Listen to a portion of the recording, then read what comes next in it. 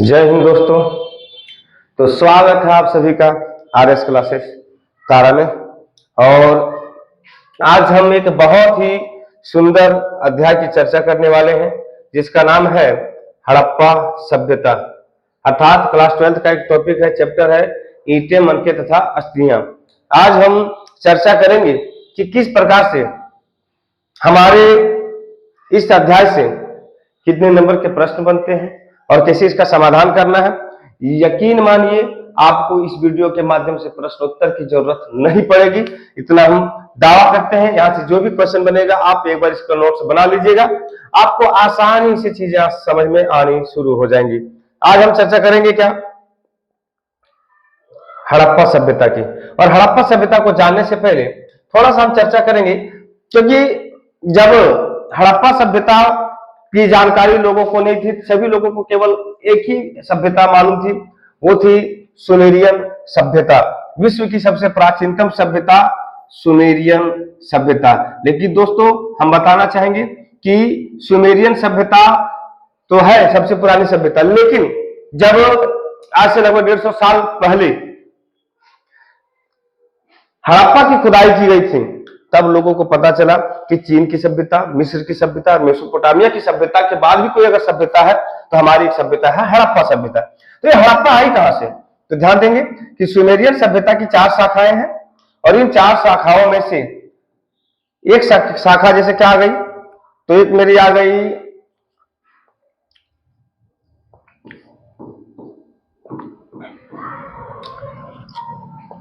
Sorry, थोड़ा सा ध्यान देंगे इसमें कि दिमाग से थोड़ा सा हट गया कुछ चीजें। ये जो सुमेरियन है, इसके पहले जो शाखा, सुमेरियन नहीं, इसको हम कहेंगे क्या, मेसोपोटामिया की सभ्यता। मेसोपोटामिया सबकी शाखा, मेसोपोटामिया सभ्यता की 4 शाखाएं है ना, कौन कौन सी है, तो सुमेरियन पहला क्या हो जाएगा, सुमेरियन,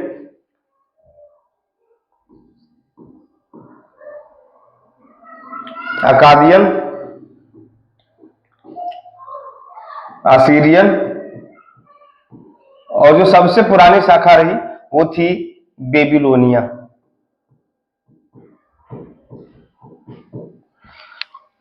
तो देखेंगे कि क्या कह रहा है कि पहले इतिहासकारों द्वारा माना जाता था, क्या मानते थे भैया, बोलते थे कि मेसोपोटामिया और मिस्र की सभ्यता एवं चीन की सभ्यता केवल यही सभ्यता, लेकिन विश्व की सबसे प्राचीनतम सभ्यताएं मानी उन्होंने।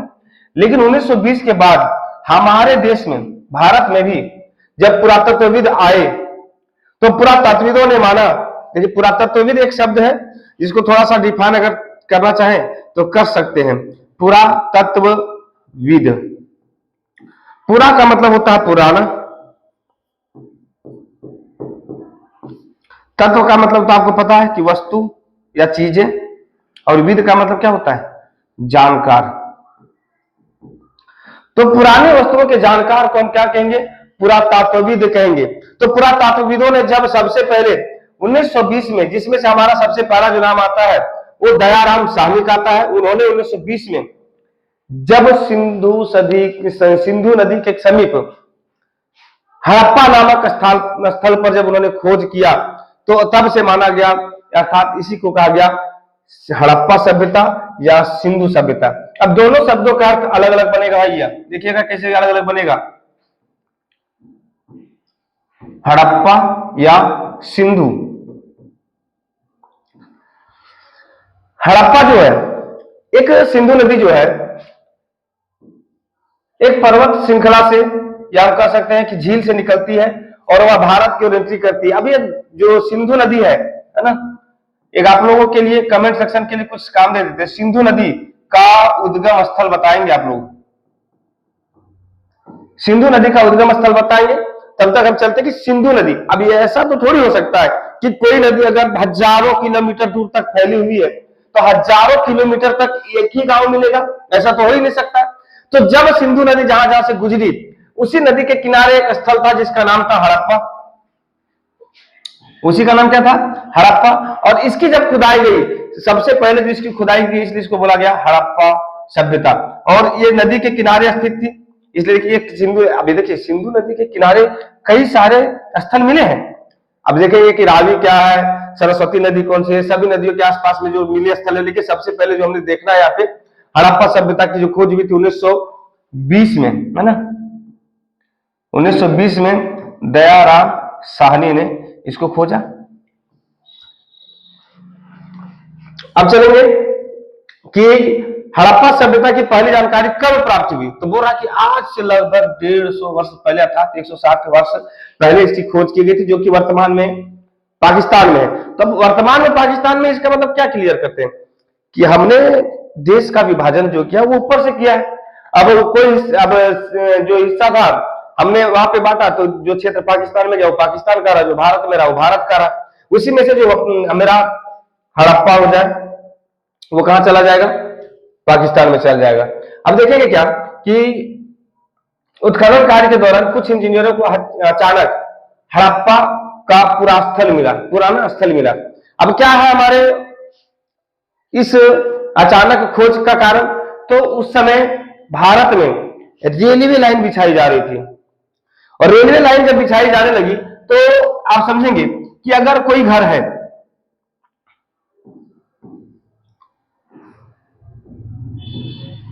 अब कोई घर है तो अगर कई हजार वर्ष तक इसमें कुछ ना हो तो चीजें जैसे धूल कण कचरा वगैरह आते जाएगा, धीरे धीरे इसके समीप चिपकता जाएगा, सब चिपकता जाएगा। ऐसा समय आएगा कि एक प्रकार से पूरी तरीके से ढक जाएगा। तो ढक जाएगा, इसी को एक रूपरेखा तैयार हुई जिसको कहेंगे टीला।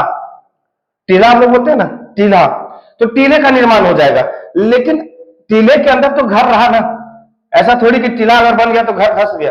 तो ठीक उसी प्रकार से जब रेलवे लाइन बिछाई जा रही थी तो ऐसा नहीं कि रेलवे लाइन को आप जिस तरीके से सड़कों का निर्माण करते हैं इधर से उधर से घुमा फिरा के, रेलवे के लिए जो लाइन चाहिए वो सीधी लाइन चाहिए। लेकिन जब हमारे यहां से पाकिस्तान की ओर जब रेलवे बिछाई जाने लगी थी रेलवे लाइन, तो ससुर भेटा गया क्या, टीला भेटा गया। तो टीले को काटना पड़ेगा। तो जब टीले को काटा जाने लगा तो यहाँ से ईंट मिले, बहुत सारे ऐसे तत्व मिले जिनकी खोज हुई। लेकिन तब तक हमारे जो इंजीनियर थे उनको ये महसूस नहीं हुआ, तो पूरा का पूरा एक प्लेटफॉर्म बना दिया, हड़प्पा के ईंटों से पूरा प्लेटफॉर्म ही बना दिया। तब बाद में जब धीरे धीरे इसमें जॉन मार्शल जुड़ते गए और दयाराम साहनी को यह कार्य दिया गया, तब जाके ये लिखा गया कि जॉन मार्शल के नेतृत्व में दयाराम साहनी द्वारा 1921 में किसकी खोज की गई, तो हड़प्पा की खोज की गई। बोला खोजकर्ता, स्थान एवं समय। तो बोला दयाराम साहनी ने किसको खोजा, तो हड़प्पा को खोजा। कब खोजा, 1921 में। जबकि राखल दास बनर्जी ने मोहनजोदड़ो की खोज 1920 में कर दी, 1922 में कर दी। अब देखेंगे क्या कि 1921 में दयाराम साहनी ने हड़प्पा नामक स्थल की खुदाई करवाई और हड़प्पा की मोहरें मिली। 1922 में राखल दास बनर्जी ने मोहनजोदड़ो की खोज कर दी, स्थान और उत्खनन कार्य किया। इन्होंने भी वैसा ही मोहरें और अन्य चीजें प्राप्त की। अब देखेंगे क्या कि इसके बाद यह अनुमान लगाया गया कि यह दोनों क्षेत्र एक ही संस्कृति के भाग हैं। सन 1924 में भारतीय पुरातत्वविद director general sir John Marshall के नेतृत्व में विश्व के सामने हल्ला कर दिया कि भैया हमने भी एक सभ्यता खोज ली है। आप लोगों को जो ज्ञात था कि मेसोपोटामिया की सभ्यता, मिस्र की सभ्यता, बेबीलोनिया की सभ्यता, लेकिन हमने भी एक नए स्थल की खोज कर दी। उस स्थल का नाम क्या था, सिंधु घाटी सभ्यता।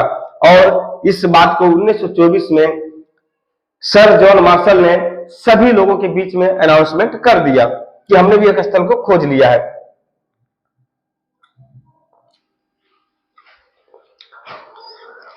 इस सभ्यता की खोज सबसे पहले हड़प्पा नामक स्थान पर हुई, इसलिए इसका नाम हड़प्पा सभ्यता पड़ा। हम अभी आपको जस्ट कुछ देर पहले बताए कि अगर आपके यहाँ कोई बड़ा भाई हो या आपके उस घर का एक बड़ा बेटा हो तो उसके माता पिता को आगे चलकर उसी की बेटी के नाम से जाना जाता है, बड़े बेटे के नाम से जाना जाता है।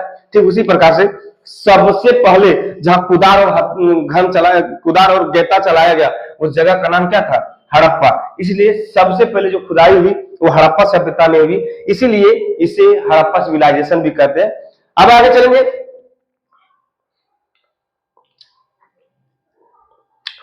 हड़प्पा सभ्यता का काल निर्धारण 2600 ईसा पूर्व से ईसा पूर्व के बीच में किया गया। अब एक चीज ध्यान दीजिएगा, हम लोग चल रहे हैं भैया 2026 में, हम लोग पढ़ते आ रहे हैं 2026, 27, 28 बढ़ते जा रहा है। यहाँ एक समय काल है जहां पे घटते हुए समय काल को दर्शाता है, और इस चीज को और बेहतरीन तरीके से जानना है तो आप हमें कमेंट के माध्यम से बताएंगे। इसके एक अलग सा टॉपिक लेके आएंगे, बीसी और एडी की, है ना, बीसी और एडी की, बिफोर क्राइस्ट और आफ्टर डोमिनो, कि किस प्रकार से समय का कैलकुलेशन होता है, शताब्दी क्या होता है, दशक क्या होता है, सहस्राब्दी क्या होता है,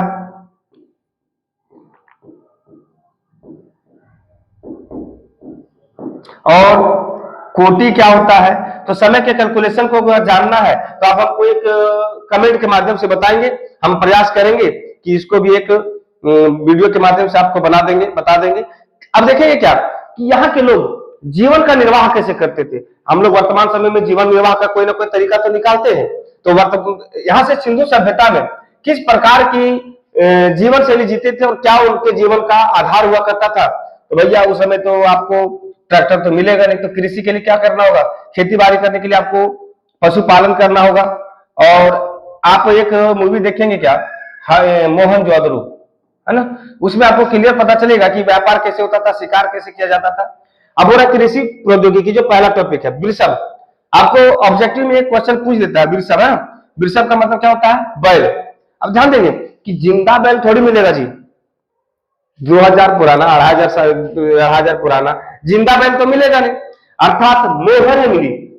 अभी आपको किसी जानवर का चित्र बनाने बोलेंगे तो उसी जानवर का ना चित्र बनाइएगा जिसको आप देखें, या किसी वस्तु को देखेंगे उसी का ना चित्र बनाइएगा। तो यहाँ पे चित्र मिले हैं, अर्थात जिसको कहते हैं मोहर मिली है ना। आगे देखेंगे क्या कि फसलें क्या थी, बोला कि रहने वाले लोग कृषि करते थे तथा गेहूं, जौ, दाल, सफेद चना, तिल, बाजरा, चावल इत्यादि का कृषि करते थे।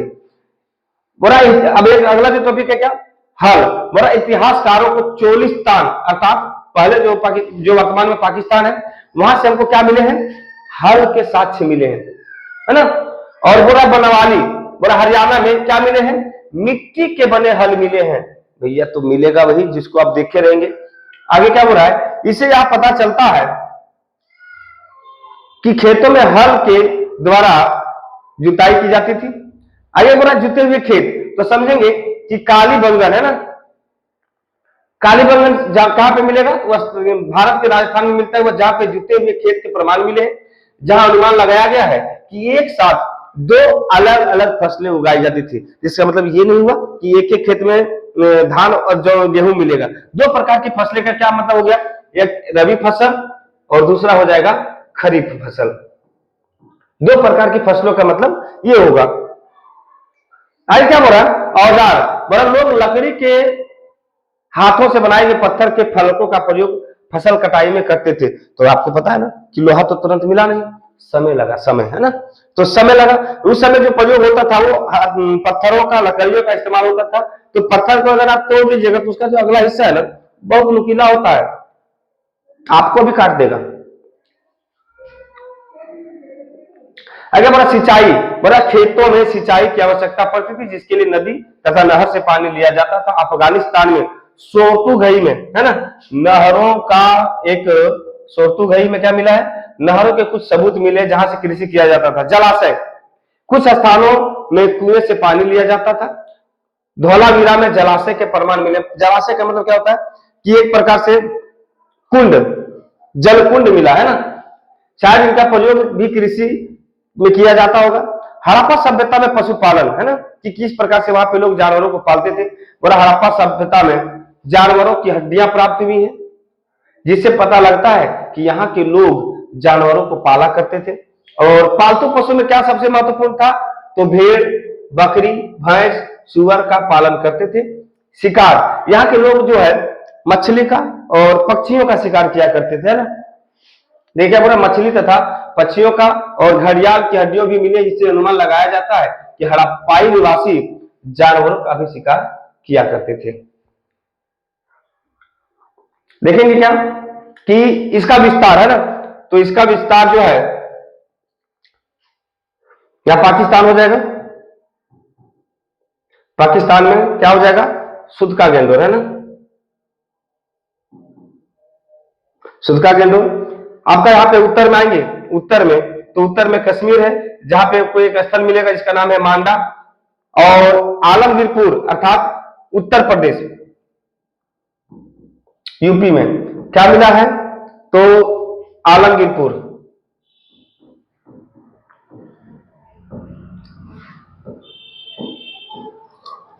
और दैमाबाद जो कि महाराष्ट्र, ये नीचे आ जाएगा महाराष्ट्र, इसको कहेंगे क्या, दैमाबाद।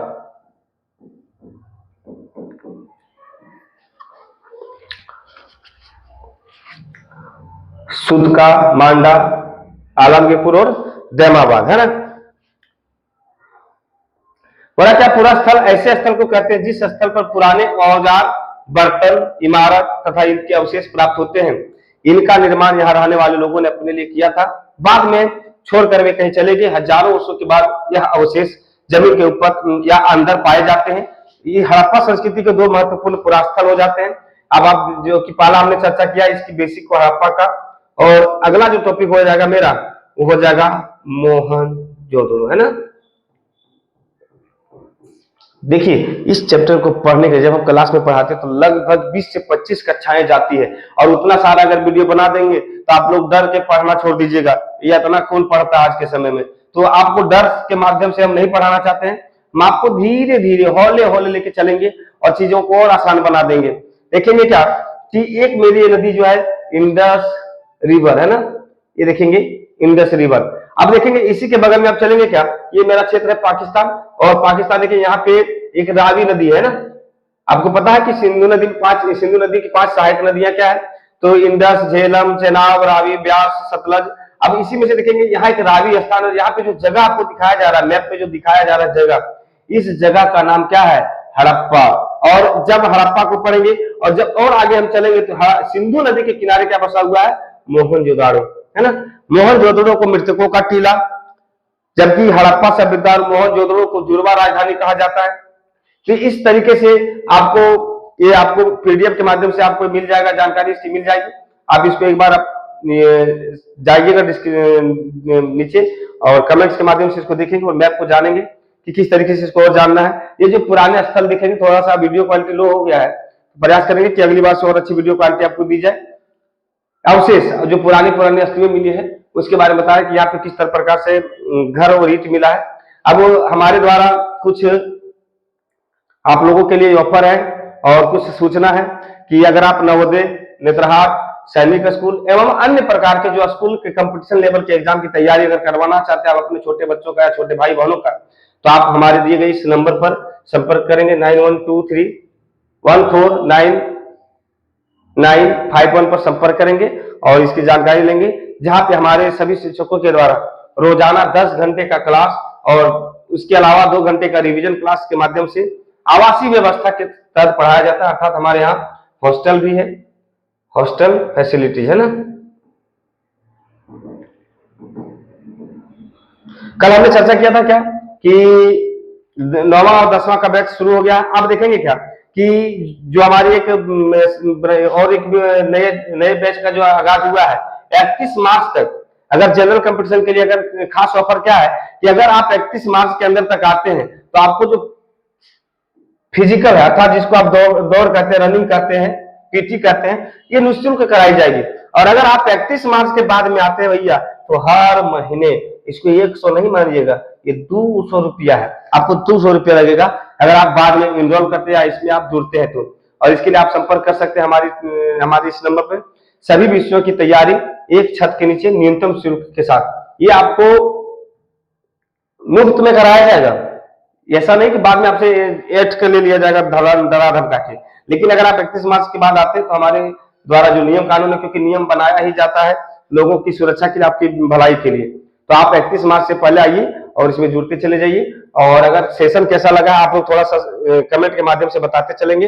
और आप लोग को ये वीडियो कैसा लग रहा है, क्योंकि अभी हम शुरुआती वीडियो दौर में चल रहे हैं, कुछ कमियां तो रहेंगी, कुछ चीजें सीखने को मिल रही है, आप लोगों के माध्यम से सीखने का भी प्रयास कर रहे हैं। तो